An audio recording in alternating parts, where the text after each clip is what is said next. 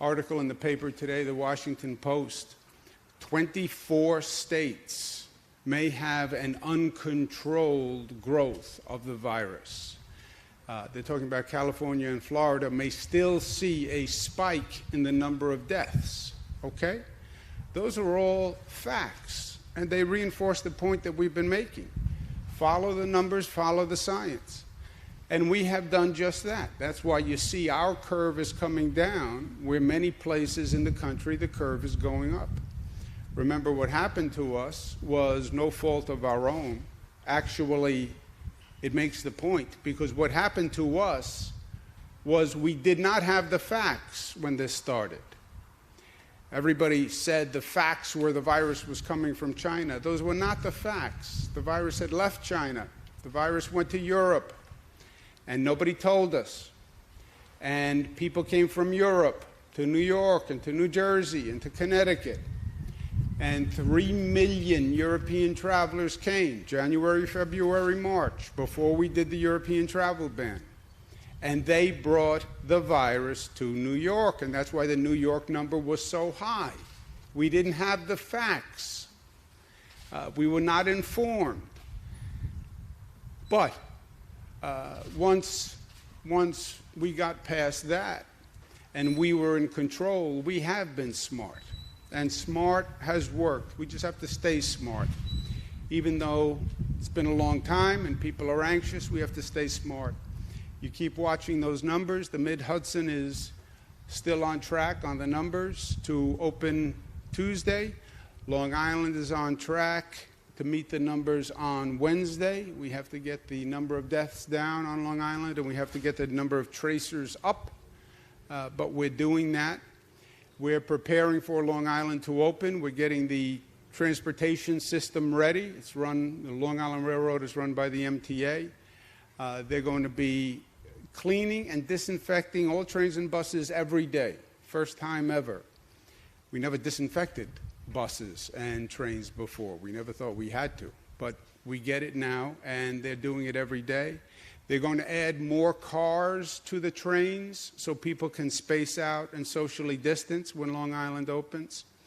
I want people to remember that a mask is mandatory on public transportation. I think you're making a mistake, a grave mistake, if you don't use a mask in your own personal life. We know that it works. We know that the first responders have a lower infection rate than the general population because they wore the masks. So I think if you don't wear the mask in your personal comings and goings, you're making a mistake. But I do know, as governor, if you're going to subject other people in the public to your behavior, then you have to wear a mask when you can't socially distance, and that's true on public transportation. Starting today, all the New York professional sports leagues will be able to begin training camps. I believe that sports that can come back without having people in the stadium, without having people in the arena, do it. Do it. Work out the economics if you can. We want you up. We want people to be able to watch sports to the extent people are still staying home. It gives people something to do. It's a return to normalcy. So we are working and encouraging all sports teams to start their training camps as soon as possible, and we'll work with them to make sure that can happen. All veterinarian practices will begin on Tuesday. That's a service that is necessary and has been necessary for a period of time. That'll start on Tuesday. And I want people to remember that there are people who have paid a very high price. Everybody's paid a high price for what we've gone through. Some people have paid an extraordinarily high price. You have people who literally don't have enough to eat. The demand on food banks has skyrocketed. That's true all across the state. It's true here on Long Island, and we encourage people who want to make donations, philanthropies that want to make donations, to make them for the purpose of food banks. You know, this is a period where it gets very basic. Do you have housing, and do you have food, right? And let's make sure no New Yorker goes hungry. Also, as we go forward, we've been talking about the light at the end of the tunnel, and we're dealing with the today and the here and now. But we also have one eye on the future. And when we finish getting through this, which we are, we have to start talking about building back better. Not just building back better. Same attitude we had here on Long Island after Hurricane Superstorm Sandy, devastated Long Island. I said, I don't want to just replace what was. We went through too much pain. We learned too much just to replace what was.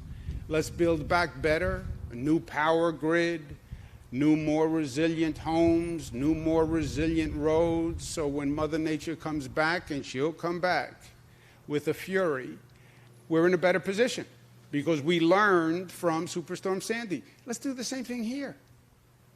What do we really think? This is the last time we're going to have a public health emergency? Does anyone really believe this is the last time? Like Superstorm Sandy? Well, it's a once in 500-year flood. Yes, sure, once in 500 years. It happens 3 times a year now. This can't be once in 500 years. There are new rules. I believe there's going to be another public health emergency. Different virus, this virus, some other public health emergency. Learn from this, build back better. We asked Eric Schmidt, who is the former CEO, executive chair of Google, who is very good at seeing issues and seeing possibilities, to chair a commission for us to look at the situation and say, how do we learn from this and how do we prepare going forward? And we've put together a commission that's going to work with him that represents all aspects of the state, all aspects of the economy. But I want them to get to work. I want them to come up with ideas. And let's make sure that we're better for what we've gone through. And start preparing for a new chapter in this saga. We're writing history in New York. We're writing history in America. That's what we're doing. We're writing history for a whole modern-day governmental and societal response. Chapter 1 was dealing with the emergency, stabilizing the health crisis. That was Chapter 1. We have just about completed Chapter 1. We've started Chapter 2, which is reopening after you have stabilized the health crisis. And we're starting to write Chapter 2. Chapter 3, which we're going to begin preparing for soon, is rebuilding and recreating the economy. I don't believe this economy just bounces back. I don't believe it's going to be enough just to go back to where the economy was. Too many small businesses have closed. You'll see many of these corporations are going to use this as an opportunity to lay off workers. I believe that. Many businesses will have gone through this period where workers were at home, they had fewer workers, they used more technology, and they're going to decide, well, we don't need as many workers. That's going to happen. You'll have people who decide, I don't want to go back to work. I'd rather stay home and do it from home. So we're going to need to stimulate that economy. And government has a role to play in that. It always has. How does government stimulate and lead the way to these new economic opportunities?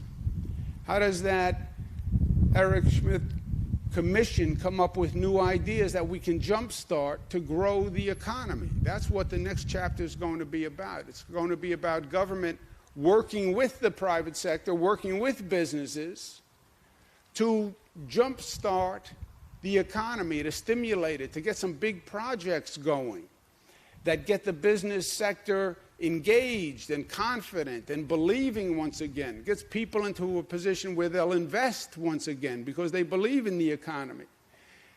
Build new airports, which makes this nation more competitive. That's what we're doing at LaGuardia. That's what we're doing at JFK. This nation hasn't built a new airport in 25 years. When are you going to start? Now's the time to start. How do you improve the mass transit system? How do you rebuild all these roads and bridges that have been failing for so long? Everybody talks about it. Nobody's done a darn thing. How about new technology for education? How about new telemedicine? We learned not everybody has to show up at the doctor's office. Well, let's invest and build that new healthcare system. We talk about a new healthcare system that can do testing and tracing and has surge capacity in hospital beds. Let's build that new public health system and let government get ahead of it and let government lead the way. New York State has led the way in so many difficult times in history. New York was the first. I'm not just saying that as a New Yorker. There they are, those arrogant New Yorkers. Read the history books. Read where FDR came up with his great ideas. He used New York as a laboratory when he was governor, and then he brought them nationwide. But we were the first. We started it first, and people looked to New York for guidance and for example. And New York was bold and was creative.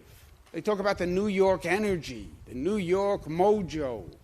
Yes, that is New York. We did things that other people didn't think could be done. And we did it over and over and over again. We're at Jones Beach today. Jones Beach is indescribably beautiful. Yes. It's also something else. It was a tremendous feat of ambition and vision meeting competence.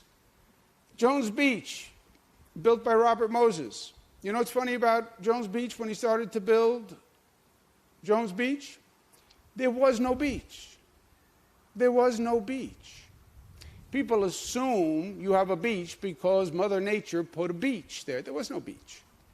This was all built. This was all marsh. This is 7 miles of fill. They filled a 7-mile stretch 14 feet high.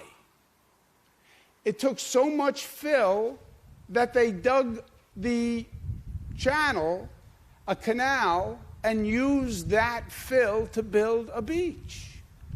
How ambitious. You're going to build a beach 7 miles long? 14 feet of fill? Well, that's impossible. No. They did it in 3 years. And it was a marvel because they believed in themselves. Because you had smart government. You had competent government. People believed in government.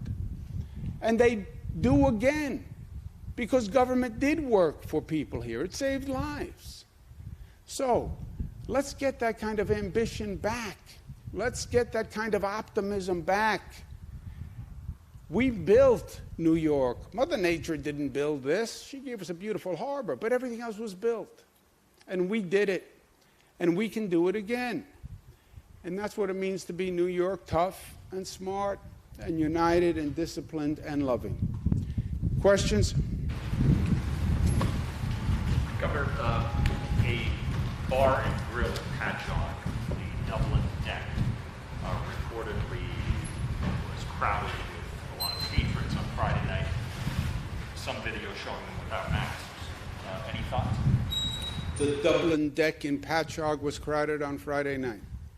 I do not know the Dublin Deck. I'm sure it's a great establishment. Does anybody know about the Dublin Deck in Patchogue? Yeah, from what I understand, it was raining on Friday evening, and so the bar allowed patrons to come inside to pick up their food. That's at least the explanation that was conveyed to the Suffolk County Police, and from what I understand, the Suffolk County Police broke it up. But I do want to take this opportunity to remind everyone that crowding of any kind is against what we're advising, and everybody should be wearing masks. From what I understand, the photos showed that people were in this space and they weren't wearing masks. That's stupid. It's stupid for you. It's stupid for your surrounding patrons. It's stupid for the bar.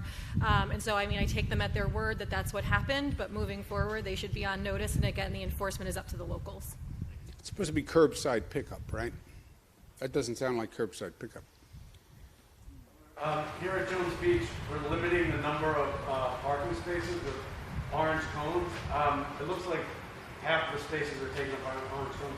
I'm just wondering when the weather this week gets warmer and warmer and we start getting crowds of people with quarantine fatigue looking for some relief coming here, are they going to find that there's no place to park and that they just took an hour trip for nothing and they're going to go back home with their car full? Well, your observation should be technically correct. There should be orange cones in half the number of spots because we said 50% capacity is now a max.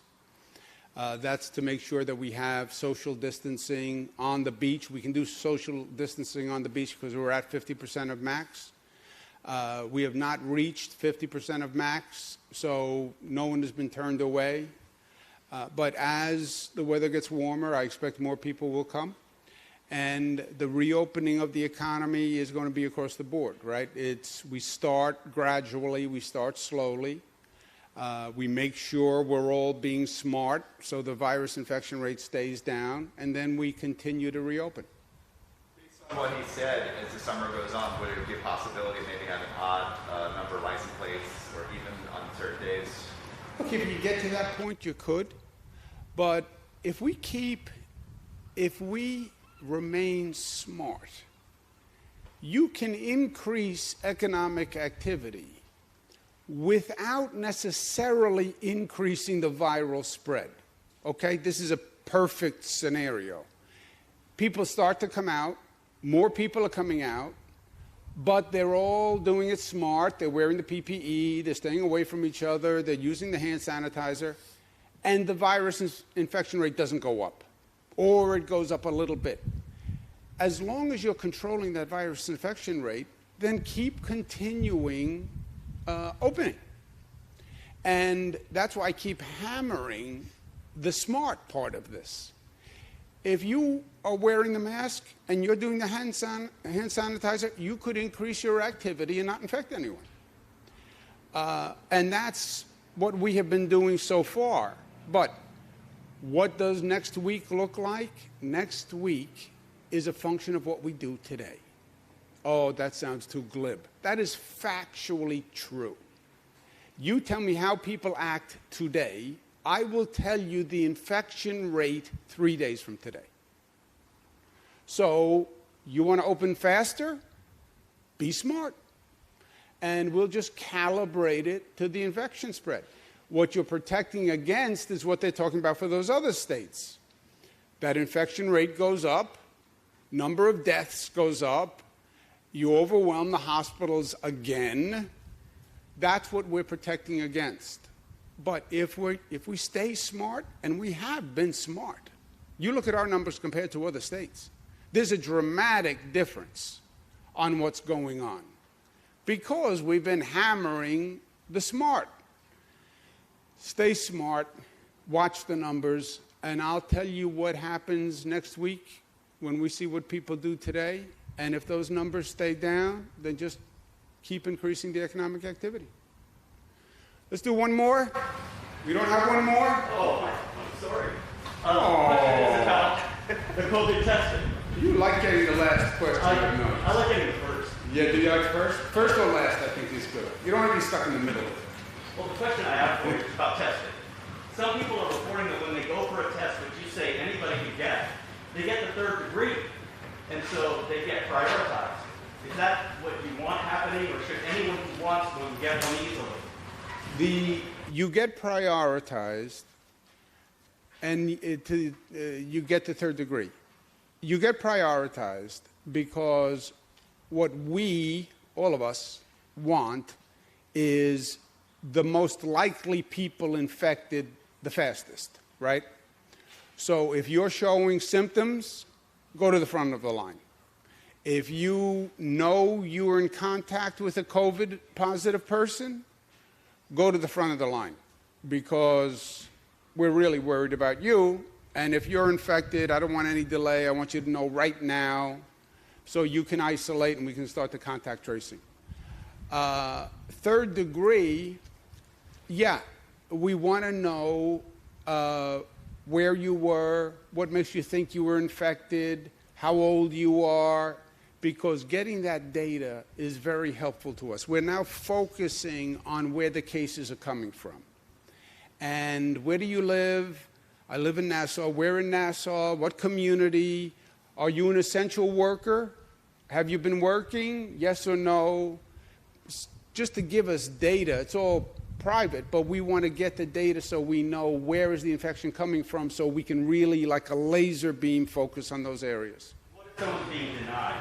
Saying, no, not you, not yet. That's not the situation we're in. We have extra capacity. We have drive-ins. I just passed one.